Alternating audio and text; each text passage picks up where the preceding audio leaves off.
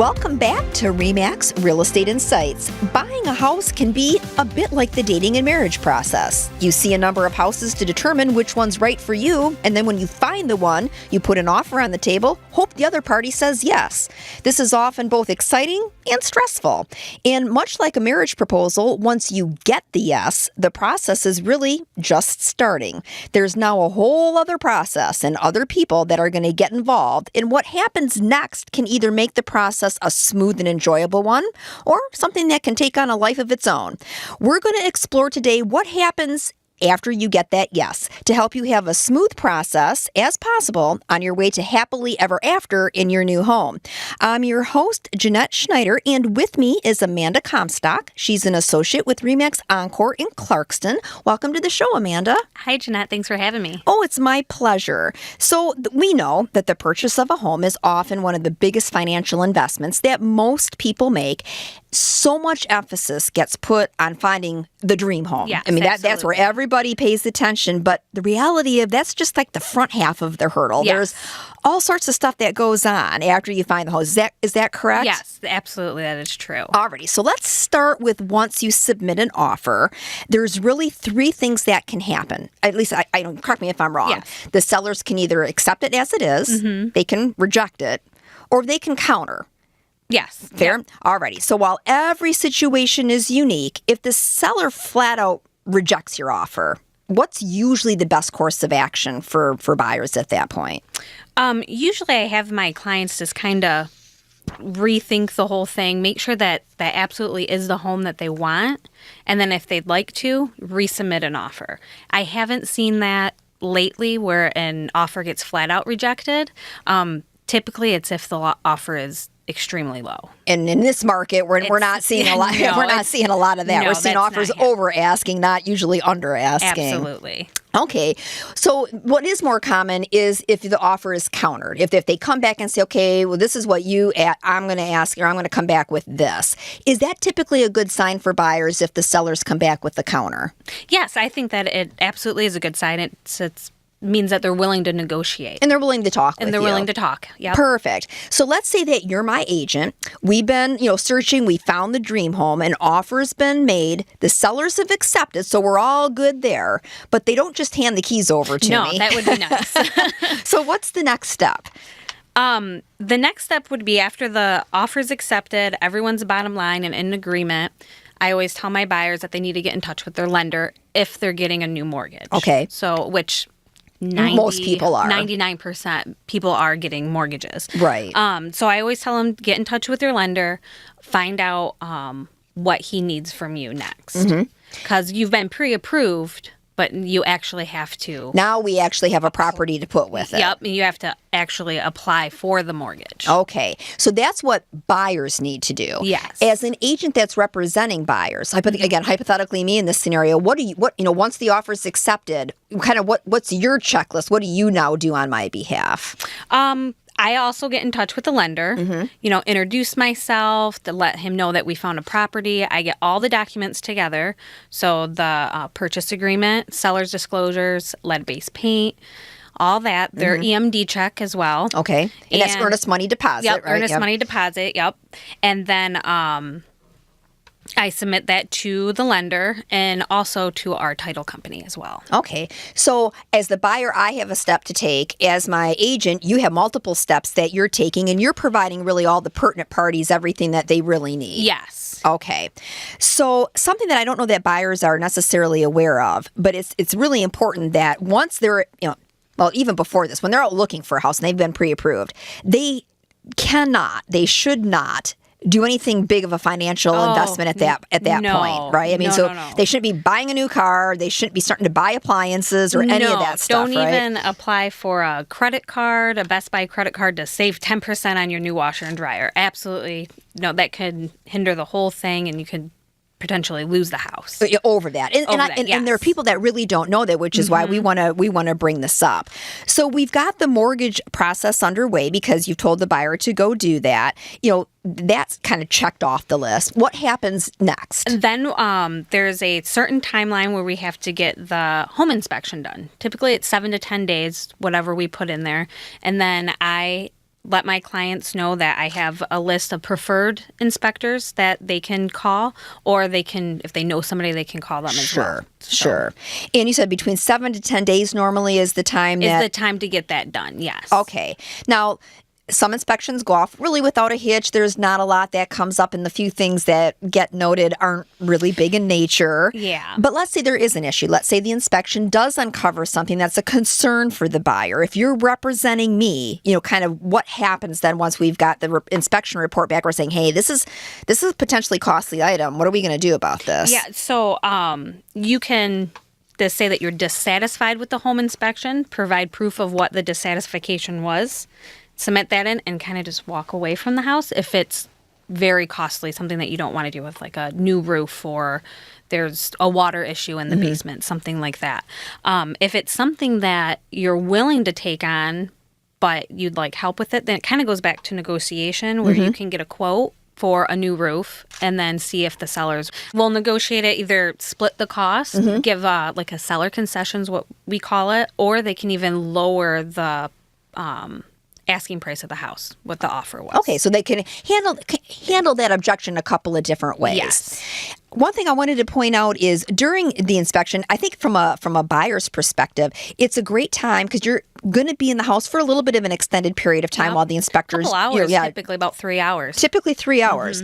So it's a great time to do some measurements of windows, of rooms if you're worried about furniture fitting in or what you're going to ultimately want to put in there.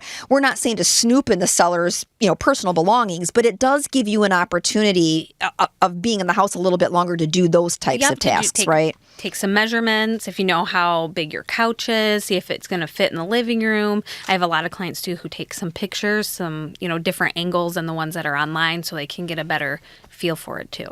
And that's perfectly acceptable, right? I mean, that's not doing anything out of the norm by buyers coming in and doing that. Okay, so let's now say that the inspection has been resolved. Either there was no issues or any issues that came up have been successfully negotiated. You said that at some point in the process, we're going to have an appraisal ordered. Yes. That requires, another person coming out to the house, another whole process. How long does that usually take? So the appraisal will happen after everything's good with the inspection. So if there's no issues, I'll tell them to contact their lender, let them know everything went good. I'll contact them as well too, let them know go ahead, order the appraisal. And then that typically takes from the time it's ordered to the appraiser getting out there and to getting the report back about a week. Okay. So I always just tell my clients just to be patient. And I've had them come back sooner.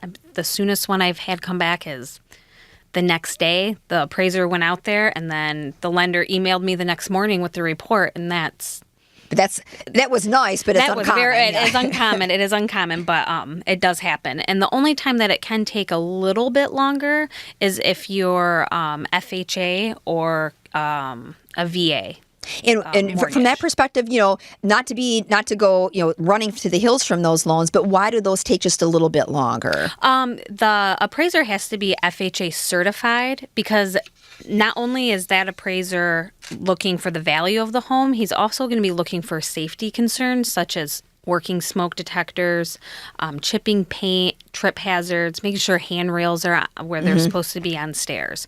And not all appraisers are FHA certified, so there's a smaller pool of appraisers that can get out there. Okay, so in a case like that, there's a smaller pool, might take them a little bit longer to get out to the property. Yes. And then they're probably got a lot on their plates, and so it's going to take just a little bit longer to get that back. Doesn't mean anything's going wrong in the process. That's just the normal protocol. It's the normal protocol, yes. Gotcha on that. And a slightly longer appraisal, I just want to kind of go back to an FHA or a VA loan that isn't something a buyer should run away from, and it's not something that a seller should be concerned about. Yeah, no. Alrighty. Well, we're talking with Amanda Comstock. She's an associate with RE/MAX Encore in Clarkston about what happens after your offer is accepted when buying a home. Coming up, we're going to talk about insurance, final walkthroughs, closings, and more. If you're in the market for a new construction home, the Home Builders of Association of Southeastern Michigan presents their annual Parade of Homes during the month of June. RE/MAX is a sponsor of this event. There's going to be 82 new construction homes available to view as part of this year's parade. You can go to Parade HBA, that's all one word, paradehba.com to learn more. And if a new construction home isn't for you, June's always a great month to sell or buy an existing home. RE/MAX agents outsell other agents 2-1. So go to RE/MAXRealEstateInsights.com to search for properties or an agent near you. Stay tuned for more RE/MAX Real Estate Insights here on 760 WJR.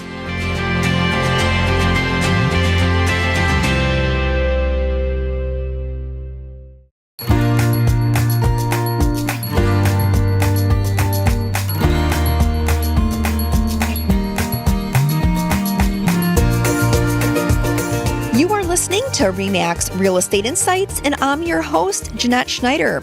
We're talking about the process buyers go through, especially after their offer has been accepted. Earlier, I compared this to a marriage proposal. You found the one, and you've got a yes from the sellers, but that's only the beginning. Getting to the closing table is much like planning the actual wedding and reception. There are many details, other people are involved, and everybody needs to work together to make this a smooth process.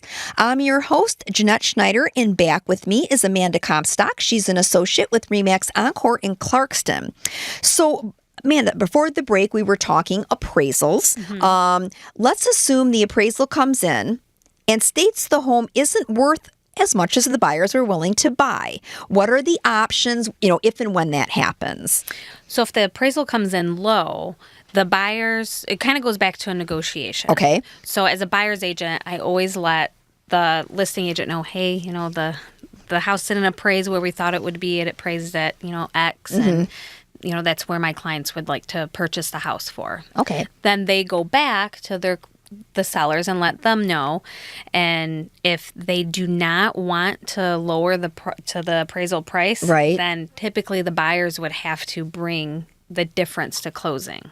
Okay, on their own. On their own, yes. So extra thousands of dollars sometimes. Potentially. So, but this word has come up now a couple of different times, negotiation. Yes. I mean, there's a lot of negotiating in a real estate deal. I mean, everybody thinks it's not just the initial purchase price, but it could be over inspections. It could be over something like this, where if an appraisal, and it doesn't happen all the time. Not all the time. It doesn't happen actually the majority of the time. No. But in the event that it does happen, again, it opens the door to negotiating. That's why having a good agent working with you really matters. Yes. And with the FHA, if an FHA appraisal comes in low, that appraisal actually sticks with that property for 6 months. Oh my goodness. So if a FHA, if they decide to put the house back on the market and they get another FHA buyer, then that appraisal still sticks with it. Now, if a conventional offer comes in, then different story. Different story, yes. Which is interesting because especially in a market like we have right now where home values are, constantly rising. I mean, every month they kind of tick up a little bit. 6 months is a long time to have an appraisal stick with a home. So just something to be aware of on that. So you had mentioned earlier that when an inspection typically gets done in 7 to 10 days. Yes. If an appraisal comes back and something isn't quite right on that, is there a clock ticking, or is that just, is there a clock ticking to get it resolved, or is it up to how long the parties wish to go back and forth on this? On the inspection? I'm sorry, on the appraisal. Like if the appraisal doesn't come through, okay, and now you're negotiating on behalf of your buyers, and the sellers don't, they're kind of figuring out what they want to do. Is there a clock ticking, or is it just up to the parties as to how long they want to drag this out? There's not real. We do have a clock ticking. We in the purchase agreement, we do have to close within a certain time period, on or before a certain date. Right. So there is kind of a clock ticking, but that's kind of the big one. That's down here. One, yeah. There's nothing. A new clock isn't set for that. No. Okay. So let's go down the happy road. That the appraisal came back good. Great. Everything's great. Appraisal came back where it needed to be. The home comes back at value. Now what? What's kind of the next step in the process? Now they get with their lender. The buyers would get with their lender, make sure they have everything is wrapped up, all the documents that the lender needs, he has, and then it gets submitted into underwriting, and that's about a 1 to 2 week waiting process period. Right now. Yep, to get the clear to close. Okay. So, and before we get to clear to close, I just wanted to ask you about, because this is a time I think when buyers, there's kind of not a lot that they can do at this point. Inspection's been done, appraisal's been done, it's going into underwriting. There's kind of this period of time where everybody's just kind of sitting there waiting to hear that they're actually going to close. Yes. Is there anything that buyers can be doing in that time frame to kind of help ultimately with the process? Yes, they should be looking into the utilities, getting that stuff switched over, not before we close, but once we get the actual clear to close and the closing date, then they can switch those the utilities over. So good time to start making a list of those types of things. Yeah, find out who, is it DTE, you have consumers, who the trash company is, all those type of things. Because there's a lot of, and there's really no, I guess, checklist that gets given to you as buyers, right? I mean, it's something that you have to do a little bit of research on your own. Sometimes, yes, depends on the agent. I do provide my clients with a little checklist of what they should expect, yes. Awesome. So. Well, how about homeowners insurance? Because if somebody's getting a mortgage, the lender's going to want to have proof that the property is insured, correct? Correct. And that goes back to after the appraisal, once you make sure all those final documents are done, that's usually the point where the lender will request the quote from their homeowner's insurance, because they do have to pay 1 year up front. Okay, to make sure that they were good, good getting out of the gate, yes, and they're protected for that first year. Yes. So early in the process, you had mentioned that, part of what you do is you submit the purchase agreement, the seller's disclosure, the lead-based paint, and all of that to a variety of different vendors, if you will, yes, one of which was the title company. Where do they fit into this process? Because I think they're kind of an unknown in all of this. Yeah, they're kind of behind the scenes. Usually the sellers and the buyers don't really have too much contact with the title company. It's usually the agent and the lender. Mm-hmm. So the title company, they provide the title insurance. They do all the paperwork for the closing, and they kind of act as the funding. So when the buyer has to get the check for their big down payment for the house, they're not writing that check out to their lender or to their mortgage company. They're actually making the check out to the title company, because they make sure all the funds go where they need to go. Okay. So they're kind of the clearinghouse, if you will, yes, on all of that. Yep. They're behind the scenes. They do a lot for us. Okay. Absolutely. So you mentioned a clear to close. You said it goes into underwriting. You're waiting for that final approval to get you the clear to close. Can you tell me when you hear that phrase as a buyer, that's a good day for me, right? That is a good day. That means we have the clear to close. We can schedule it. You can, make all your plans and get movers, all that stuff. Because basically, the lender said, we're going to fund this deal. Yep, we're going to fund this. Yep, everything's good. You guys are all set to sign for the house. And we've got that date that we're trying to hit, right? Yep. We've got that date because whatever we put into the purchase agreement. Yep, we have to close on or before that date. On or before that date. Yep. So we're talking with Amanda Comstock, an associate broker with RE/MAX Encore in Clarkston. So we've got the closing scheduled, which is always a great relief. But now with that comes the mountain of documentation that I'm going to be signing, yes, as a buyer. And there's going to be the mortgage, a promissory note, a lot of other things. And I think there's one train of thought is, hey, these are all cookie cutter documents. They are what they are. I as a single buyer, I'm not going to change anything that's worded in there, mm-hmm, so I'm just going to have to sign them. There's another train of thought of, hey, this is a 15 or 30-year financial commitment, yes, that I'm making. You really should be paying attention to what you're signing. What should folks be getting in advance so that they can prepare for this? Yes, you will get a settlement statement from the title company, which breaks down all your costs, from the taxes, your proration of taxes, title insurance, lender fees, title fees, all that. You'll get a nice breakdown and then your final figure, usually about 3 days before closing. Okay. And you should be reading through that. Yes. And then the 24 hours or the day of, they should be doing a final walkthrough, right? Yes, definitely a final walkthrough. Typically the day of closing is when I'll take my clients over there about an hour before. We'll walk through, just make sure the property's in the same condition that it was during the inspection. Yeah. You want to make sure that, nothing, no big damages, nothing. Yeah, but normal wear and tear stuff is to be expected, a scuff on the wall or something like that, just from moving out, but no big holes or swapped out the appliances or nothing like that. And then we get to the day of closing. We got all this whole big group kind of sitting around a table. If everybody, shows at the same, yes, time. About how long does the closing actually take? Typically about an hour is how long it usually takes. They have gone longer, they have gone shorter, but right around an hour. Well, thanks to Amanda Comstock. She's an associate with RE/MAX Encore and Clarkson for talking with us about the process after your offer is accepted. Like I said, much like a wedding proposal, you get the yes, but that's really just the beginning. A lot happens between that and your big day. Thanks also to Ryan Milo from RE/MAX Suburban for sharing what landlords and buyers and sellers should be aware of when it comes to the recent legalization of marijuana here in Michigan. We're just starting to go down this road, and we will likely be revisiting this again as more information becomes available. Join us again next week at our regular day and time, Thursdays at 7 here on 760 WJR.